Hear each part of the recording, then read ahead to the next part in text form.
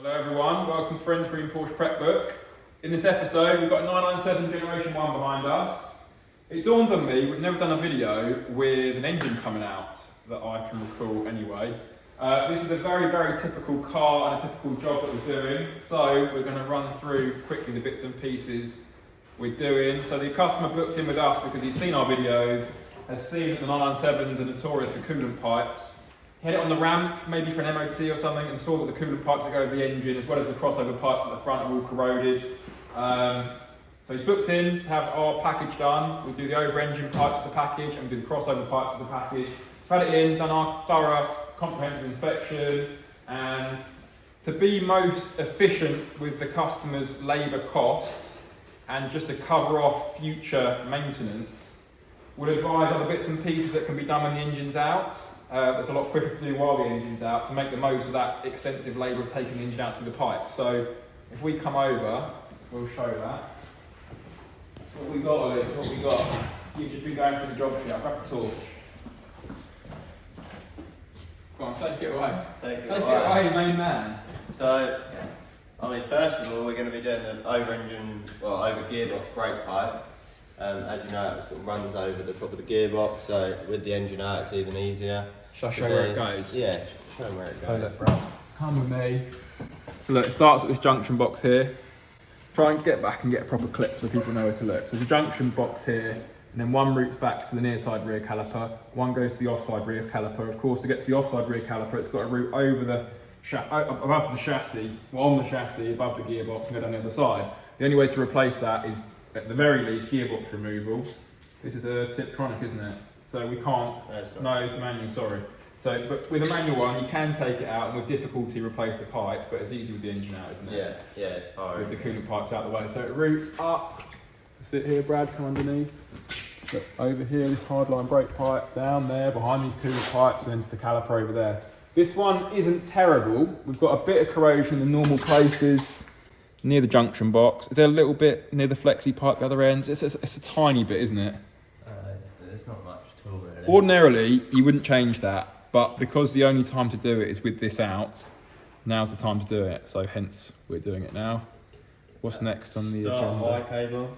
They're a lot easier to do with the engine out. It's a lot less labour, because usually you'll be ripping the whole of this plenum out to access it, whereas you can actually get fluid from the back here. It's all accesses are just a lot easier for that job. So you've probably heard us mention these on the channel before. This cable here starts to get, well, it starts to fray basically, and then your car may start quickly when it's cold, but when the engine's hot, the cable gets heat soaked, builds up a resistance, and so the battery isn't given full power to the starter motor, and it should be very slow to crank over. This was suffering from that. To replace this cable, you've got to remove the starter motor anyway, so we do it as a package, starter motor and the Y cable. Usually the starter motors are a bit worn anyway, so it's having both those a lot easier to do while the engine's out. Taking the gearbox off then is next, I guess. Whipping the gearbox off and we're doing the rear main seal on this new clutch. So again, didn't need a clutch, but I don't know when the customer's history of it is. It's not new, and it's got a little bit of a rear main seal weep, which if you're underneath the car usually, you'll see at the bottom of the bell housing where the gearbox marries to the engine. So it's a little bit wet there. We always, on the inspections, rate it out of 10. Does this get like a 3 or a 4? I think it was 3. About 3, yeah. So again, ordinarily, you wouldn't do that. But because it's out, now's the time to do it. It's going to take, what do you reckon, getting the gearbox off, change the clutch, change the rear main seal, reasonably between an hour and an hour and a half? Yeah, probably about an hour. Rather than, 7 or 8 hours taking the gearbox out to do it otherwise. Yeah, it's a lot easier. What else? We've also got tandem pump. Tandem pumps are much easier. They're around this side. Come around here, Brad. You point in the direction here. So there's your tandem pump there, and this is obviously a lot harder to do when the engine's in, because you only have the access from the bottom. There's still not necessarily that much access anyways, but we're going to be changing these triangular fixings as well, so that'll allow me to get that off and get far easier access to it, because often we find these bolts can get very badly seized up. I mean, if you look at them already, they're already quite rusty, so we'll see how they come out. So you imagine trying to do those, there's no hexagonal head on those whatsoever, so you'll be going at those with a Dremel basically, won't you? Yeah, that's right. So imagine that in the back of the car, trying to get up there from below, sorry, with the engine above you. Here's a lot easier. Yeah. What else we got? Apart from a dog near your feet, Brad. Anything else? What you got the job sheet? We're doing the belt, aren't we? Drive belt's being done. I mean, they're easy anyway, but the belt's right in front of your face there. I'm sure there's some other bits. I've only just quoted this, so I should remember. Like engine mounts. So when it goes back in, it's getting your engine mounts, of course, next to no labour to replace these. So they're just sagging and all corroding around the bush there. There's a real bad thud coming from the rear of this car as well, which I believe, it sounds very much like worn out engine mounts. Yeah. So we'll be replacing those. They look as old as the car, so. Anything else? Oh, there's a few coolant pipes, isn't there? Thermostat hose, water pump hose, 90-degree hose. Yeah. So again, it's just a lot easier to get to these hoses. Yeah, it's much easier. And then of course the over-engine coolant pipes. Yeah, so do we actually show those pipes? Make sure you get a nice focused shot. Get it in focus, so there you go. Where it marries to what we call the pre-over-engine rubber hose to the aluminium over-engine pipe. Just starts to corrode just like the actual crossover pipes at the front do. This side was actually okay, but we'll be doing it at the same time. And they run if you look. Right, back, one up to there. And the other side there. If you show the routing of it, Brad, if you zoom back a bit. Is that it? Yeah. So other bits and pieces we can do at the same time that we'll inspect. Air all separators sat here. These more back boxes themselves. These have got a bit of corrosion, but it's just expense at the moment. We're going to leave these, the customer's decided. They start to split along the bottom seams and where the pipes meet to the back box. Are we doing coil packs? We've got one old one here. So that's the old type coil pack. They often crack around where this block part meets to the actual flanged part. This is the new type. They're a bigger block. So we usually replace those. Is it on the job sheet? No. Right, I might suggest that. Let's have a look on the other side, Brad. The other side's got a new one. They're all new. You've got one old one. Right, I'll go back to the customer and tell him you've got 5 new type ones and one old one. We should probably do that now, because look, changing that now is going to take all of a minute. Anything else to note, Ollie? I think that's about it, isn't it? No, I think that's all. So we'll also, if the expansion tank, sometimes they get cracks on this side, they're actually quite prone to it. So as you can see, it's very easy to change now with the engine out. So it's something else we'll take particular attention to when we're taking an engine out. Yeah, I think that's about all, isn't it? Right, lovely. Right, so after just filming that, Ollie, where have you even noticed a little coolant leak? There's a little bit at the bottom. I'll just pass the camera. Go on then. So you can actually, I noticed it because I saw that little drip of coolant under there. Oh yeah, look at that. But yeah, you can actually see it's cracked down there. So we will be doing that as well. Just as well, eh? Lovely job. So usually when you're looking from the engine bay, if you come in from here, and the engine's sat there, see a crack. the crack is usually, I don't know why, but it's usually always here. So that's where we're always looking out for a crack. Up there, where Ollie's just shown, you've got no way. No, you can't see that at all. Absolutely no way of seeing that. So that was a good job that we've just had a look at that with the engine out. Yeah. Right, that's going to hold us up, Ollie, because that won't come on Monday now, that'll come on Tuesday. So this engine won't be going back in on Monday.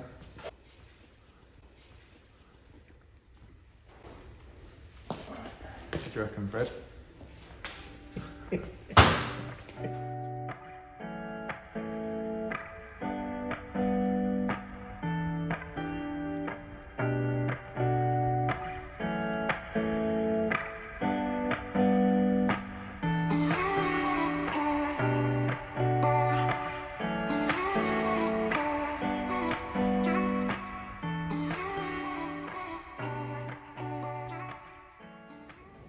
Right, it's Monday, so a quick update on the car. We've had a delivery of the bits and pieces we were talking about. Actually managed to pull some strings and get that expansion tank. Neil came in for us there, didn't they? Yeah. Yeah, and Porsche. Quick one with the expansion tank actually. The reason why they usually crack is because there's a pressure release valve of sorts in the cap. And if that stops working, too much pressure builds up in the expansion tank and then just allows it to crack. Like we were saying, they usually crack in a certain location, which I'll actually show now. So if you're looking at this in the engine bay, this would be the back of it. They usually crack here. It's usually a vertical crack about there. Anyway, we've also got the water pump hose we were talking about,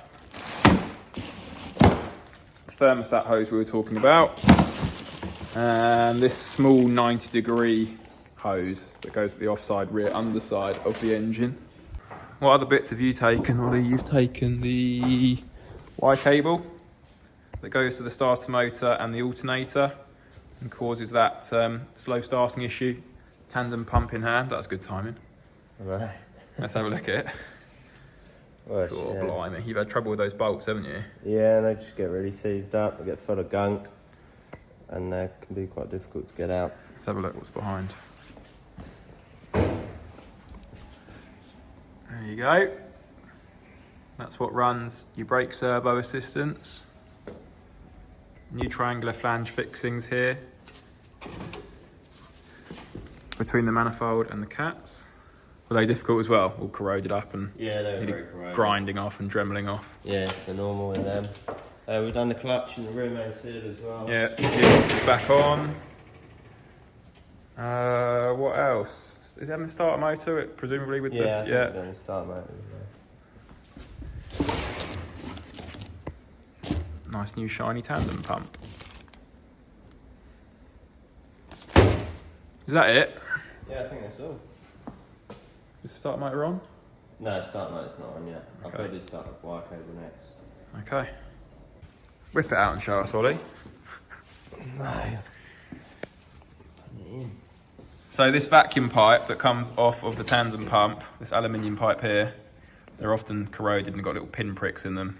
Do you want to see the pinprick? Yeah, go on, show us the pin prick. It's right there. That's what you call pin prick, isn't it? Yeah, you can't actually see them. Like when they're, well, So we hold those in stock for that reason. yeah. Sometimes it's quite hard to see where the actual holes are because they're quite hidden. But... Go on, what's the symptom for the car, Ollie? Oh, you have a rock hard brake pedal. Yeah, so the brake will feel wooden, particularly if you pump it. So if you were to pump the brake a couple of times, ugh, tripping over. Yeah, you know you've probably got a leak in the brake servo system somewhere, and the first place to look is here. So there we go, let's get a new one of those as well.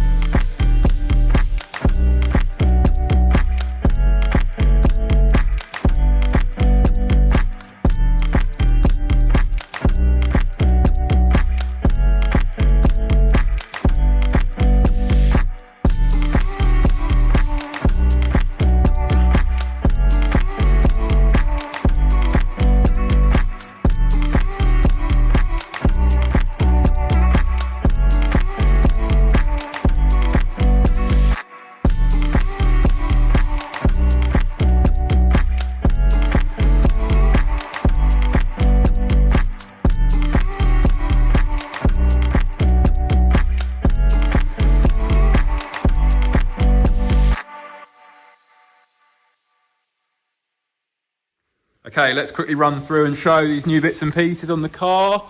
So there's the aluminium over-engine coolant pipes, there and there. We also did the pre-over-engine rubber hoses, there and there. We forgot to mention we did this coolant end cap there on the front of the engine casing. You can see it up there, they often leak. They've got like a rubber seal around them. So that's been changed. Thermostat and water pump hoses there, as you can see. Your focus. That small 90-degree hose at the offside rear underside of the engine is there. Tandem pump up there. New exhaust fixings. Exhaust hanger fixings there and there. Triangular flange fixings up there. More hanger fixings there, and also behind the back of the hanger are new, you can see. They're always a pain to change because they're always very corroded as well. New starter motor and Y cable, which we can't see. Well, we can see the front of the cable. Just up there. As you can see, without the engine out, that cable runs right up and back there. It's very awkward to change. We have to run a piece of string on the old one and then pull it through. Okay. And that's it. Hello everybody, it is Thursday today. We started this video on Friday last week. That car has not changed colour. Just wanted to show this. The other car's done, the silver car. What were you working on the silver car for? Friday, Monday, Tuesday, and it was done, wasn't it? Yeah, 2-3 days. Friday, Monday, Tuesday. It didn't just have the engine work. It also had, was it crossover pipes at the front and condensers? Yeah, that's right. So that was Friday, Monday, Tuesday. This car, I inspected earlier in the week, agreed to work with the customer, but it's almost like for like as per the silver car. It's the same generation. It's a 997 Gen 1 Carrera S manual car. And Ollie's pretty much just deja vu a few days later. So this has been Wednesday, Thursday today. Yeah. Now you're popping it back in. This had crossovers as well? Yeah. Right, let's have a little look. So, as we just said, crossover pipes at the front, already done that. We've done that to death on the channel. You can go back and watch some videos on the crossover pipes that run across the subframe there. But the engine's come out and had a bulk of work like the other one. Lots of bits were the same. So he was actually coming in for a rear main seal leak and a clutch at the same time. We do a package on the website. When it came in and we did our inspections, he wasn't aware that his over-engine pipes were leaking. They were in a similar state to the other cars. Have you got them laying around anywhere? No, yeah, they're over there actually.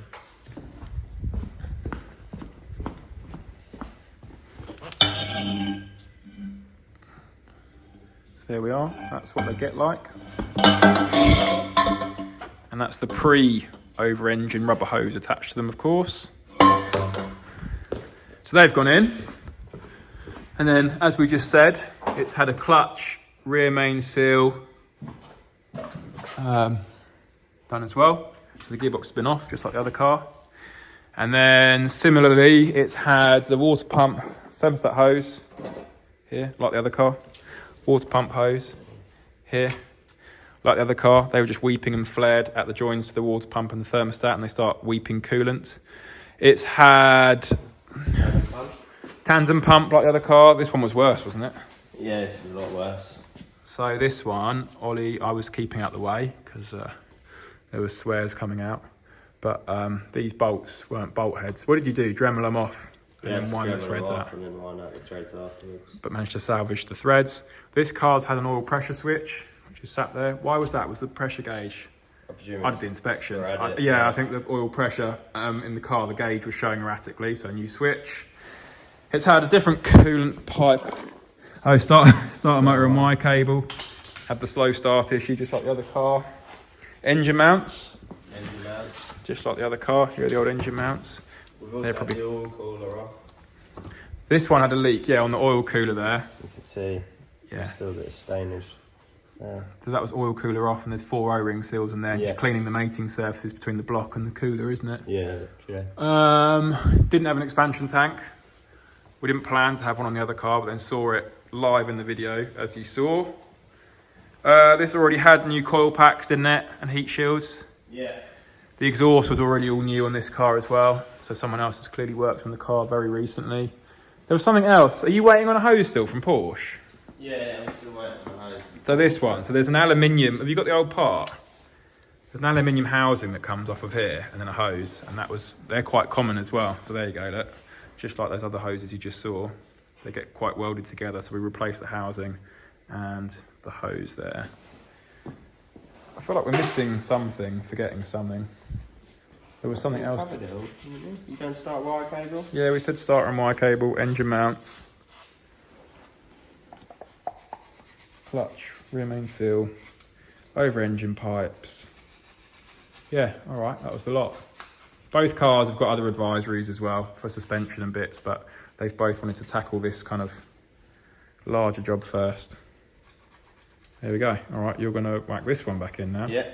Lovely job. Get the next one out. Delightful. Hi everyone. So both cars in this video have been done and gone for a while now, and I'm putting the video together and realised that we ended quite abruptly there. So I'm just going to try and summarise what the video is about. Hopefully it's kind of shown how we like to work. So whenever a car's come in for a job that requires the engine out, we like to try and amalgamate sensible jobs together to be most efficient with that labour, time and cost. It's obviously quite costly for the customer to have us take an engine out because it just takes so long. So if you can get several jobs done at the same time, in the long run or over the next few years, it's going to be cheaper than keep going back to the same area and treading the same labour ground 2 or 3 times. So as you saw, things like starter motor and wire cable, tandem pump, obviously the over engine coolant pipes, clutch, rear main seal, any exhaust work, etc., etc. You can do it a lot more quickly and therefore more cheaply while the engine's out and on a stand.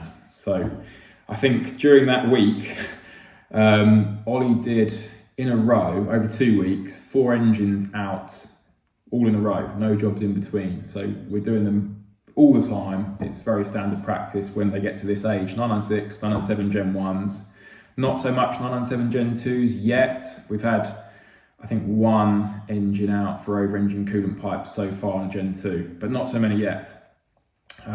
So yeah, if your car needs this kind of work, please get in touch. Our information's all on the website, www.friendsgreenporsche.com. We've got big news coming. I'm in my office at the moment because the workshop's out of action. Everyone's off this week. We've got big work going on. So stay tuned for that and we'll show what's going on in the next video. Thanks very much for watching and see you in the next one.